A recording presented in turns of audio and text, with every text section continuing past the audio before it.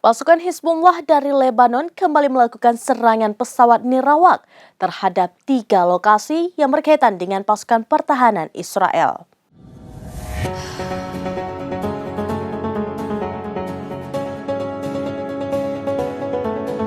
Pasukan Hizbullah dari Lebanon kembali meluncurkan serangan pesawat nirawak terhadap 3 lokasi yang terkait dengan pasukan pertahanan Israel atau IDF pada Senin 26 Agustus 2024.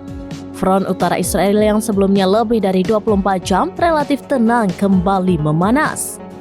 Di antara objek yang menjadi sasaran mereka adalah markas Komando Divisi ke-146 IDF di Barak Shraga. Lokasi para prajurit dan perwira Israel telah diserang.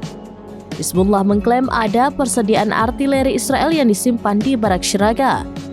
Adapun serangan ini sebagai tanggapan atas serangan drone Israel yang menargetkan pejabat Hamas dalam mobil di kota Sidon Selatan, Lebanon.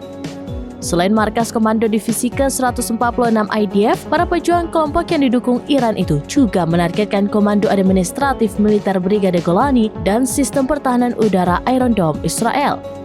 Sekelompok drone Hizbullah lainnya menyerang markas Divisi ke-91 Israel yang terletak di kawasan Ayelet HaShahar. Adapun serangan ketiga menyasar benteng perbatasan militer Israel. Di sisi lain, pasukan pertahanan Israel tidak mengakui pangkalannya diserang Hizbullah dari Lebanon. Jubir IDF Laksamana Muda Daniel Hagari pada Minggu 25 Agustus menyebut pihaknya telah menangkis 90% roket jarak pendek. Namun, rekaman CCTV yang ada di sekitar pangkalan IDF bocor ke publik mengungkap fakta lainnya. Dalam rekaman CCTV tersebut terlihat pangkalan dihujani setidaknya 6 roket Hizbullah. Situasi pangkalan mencekam, pasalnya hanya hitungan detik roket menghantam pangkalan di perbatasan Lebanon itu.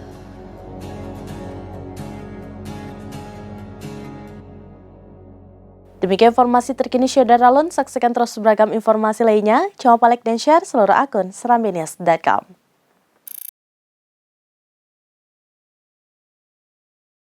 Download Tribun X sekarang, menghadirkan lokal menjadi Indonesia.